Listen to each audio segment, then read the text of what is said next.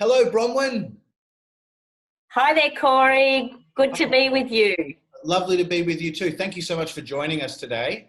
It's a real honour to Thank have you. you. Now, I am really excited to be speaking with you. You are the CEO of Uniting Vic and Yes. just And Tasmania. and Tasmania. Oh, wonderful. Yeah. So, in terms of what your organisation does for those tuning in, would you be able to just share a little bit of a rundown of what you do?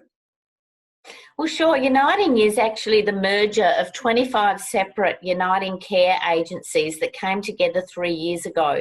We've got a huge range of services that go right around the state of Victoria and Tasmania in some really remote areas and big regional areas, and of course, lots across the metropolitan area of Melbourne, Hobart, and Launceston. So we do everything from early childhood services, child and family services, drug and alcohol, mental health, aged care, disability services, homelessness support, emergency relief, you name it.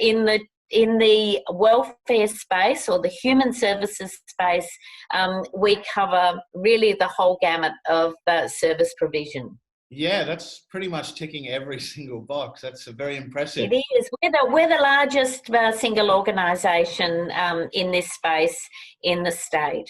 Oh gosh, wow. So how has it been leading during the whole coronavirus pandemic? Well, of course, like most people, I'm working from home, and of course, I'm even working from home more now because I live in North Melbourne, so I'm in a lockdown suburb. But we've managed, of course, to, like lots of people, to adapt very quickly to using online mechanisms and to communicate and be with each other. And in some ways, I reckon I'm probably meeting people more because you're not having the travel time and all of that kind of office stuff.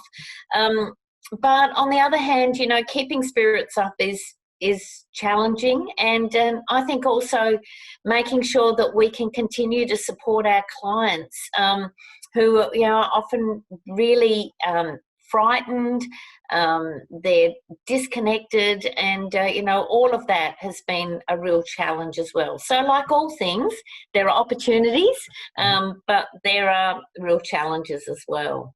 Absolutely. And has anything in particular surprised you during this period? What I think has surprised me is how passionate and committed our staff are in terms of continuing their work and supporting our clients and our consumers, but at the same time, of course, having their own challenges in their own family lives to deal with. I mean, if you've got to work from home and you've got teenagers and little kids around, that is really, really tough. And I think the uncertainty of when it's all going to end is also really tough. But, people are so resilient. And I think that's amazing. And they're adaptable, people Absolutely. coming up with great ideas. It's fantastic. Okay, wonderful. So you've really been surprised by just how people have become flexible in response to coronavirus and really adapted. Yeah, I think also it has surprised me that generally the public are very compliant. Australians have kind of got a bit of a radical, you can't tell me what to do sort of edge. But I've been surprised at how people have kind of been very obedient and generally followed instructions, etc. I'm not sure how that's going to go in the longer term, and I think that's going to be a challenge for us as people's mental health is tested, as people's opportunities to, get out and about, go on holidays and stuff like that are tested. I think we're in for some pretty tough times, but, by and large, people have adapted amazingly well. Mm-hmm. Oh, wonderful. And in terms of the work that your organisation's been doing and the things that you've learned about your clients and your workforce, what do you think you are going to take out of that when things hopefully, fingers crossed, return to normal down the track?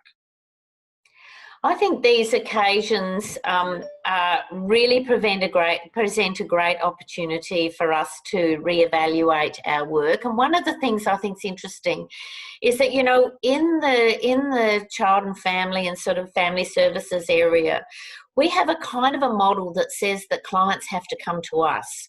They have to come to us to get emergency relief. They have to come to us to get food. They have to come to us to go to appointments. And I think what we need to take out of this is much more respect for what's actually going to be the preference of our clients. And, you know, people have, whilst they've missed some of the social contact, they have really appreciated our efforts to go to them, you know, to bring food to them, to have takeaway food services rather than sitting everybody in a cafeteria style environment. They've enjoyed the outreach. And I think particularly people with drug and alcohol issues and mental health issues, you know, they don't always fit to a timetable that we want to impose upon them. And so if anything comes out of this, it's a greater capacity to listen much more deeply to what is really going to be the most meaningful way of supporting people and improving their futures, because we need to adapt and change the way we do things. Excellent, excellent. And I'm curious, I've been asking everybody this, how have you been taking care of yourself and your staff? You know, because it is such an intense time. It's, you know, an isolating time. So what have you been doing to sort of, you know, keep everyone safe and relatively happy? Well, you know, obviously we've put in place all of the mechanisms to keep people safe from coronavirus, but that doesn't stop people feeling often quite isolated. And, you know, it all depends on your circumstances, Corey, doesn't it? I mean, for some people, if you're living on your own and suddenly you're isolated, you're not with your workmates, all of that sort of stuff, it can be really, really tough. If you've got a partner or, you know, you've got different circumstances, you adapt better. So what we're doing, of course, is providing lots of online opportunities for people to get together. We've asked people to make videos of their experiences in lockdown and share those videos. We've got some staff-led groups who are looking at post-COVID opportunities, new ways of working. You know, what have we learned? How can we bottle it? How can we take it into the future?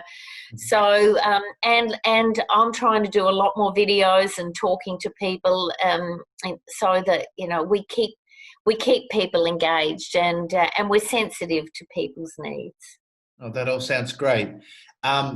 Just second last question. We're almost at the end. What have you been most proud of during this time? You know, either proud of work that you've done or your organisation has done. Well, Uniting works very hard to be a strong advocate, and we look for opportunities to engage the media and the broader community. I'm really proud of the way that our staff are not just continuing to care for people, but are speaking up when really vulnerable people get hurt by these sort of situations. You know, this is what happens when there is some sort of disaster in our community, that the most vulnerable get displaced even further because more people come in to, you know, requiring things from organisations like ours. So my staff have just kept their focus on needy people and have gone out of their way to provide support, but also to advocate and say, you know, we can't go back to the old New Start arrangements. We can't go back to Job Seeker that looks like $550 a fortnight. Let's make this the opportunity to create a new normal in in Australia. And, you know, I'm really proud of the stand that Uniting is taking in this, in homelessness, and lots of other services that we reckon can turn around. You know, the government has shown that it can do things really quickly. Things that were seen to be long-term intractable problems can be turned around really, really quickly. Why don't they do that all the time? Why don't we take this opportunity to change things? Okay, well, that's really inspiring to hear, and you're obviously brimming with pride. So that's really great. All right, well, this brings us to the end of the interview, and I've been asking all my wonderful interviewees the same thing, and that is, have you heard any jokes or had any lighthearted moments during this crisis that you'd like to share? Well, you know, I did share a cartoon with my staff the other day that came out of The Age that, you know, really sort of said, you know, here we are in an emergency. I love emergencies because it means I don't have to do the boring work that I normally have to do. And it's kind of like, you know, sometimes a crisis is like that, but in the end, there's a lot of really tedious stuff that we have to keep, you know, getting through every day. The other one was a fantastic video that a woman who works with us, Lisa, put up, where she actually went through her whole beauty regime during the COVID lockdown. And it was absolutely hilarious. All the things that she was doing to keep her hair right, to, you know, keep her nails and her makeup and all of that sort of stuff all the time, wearing horrible pajamas and looking absolutely daggy. So I think that's how lots of us are. I can definitely empathise. I have not had a haircut for about 4 months now. And it looks pretty cool, Corey. I mean, I think you're doing well. You would not believe how much combing I've done and hairspray just to keep it down, because I look like a young Einstein. But no, oh dear. Well, that's been a really fantastic experience hearing you, discuss all these different aspects of how you've worked during the crisis. Really appreciate you taking the time to chat with us today, and we'll catch up later. Thanks, Corey. And thanks to the centre. Bye-bye.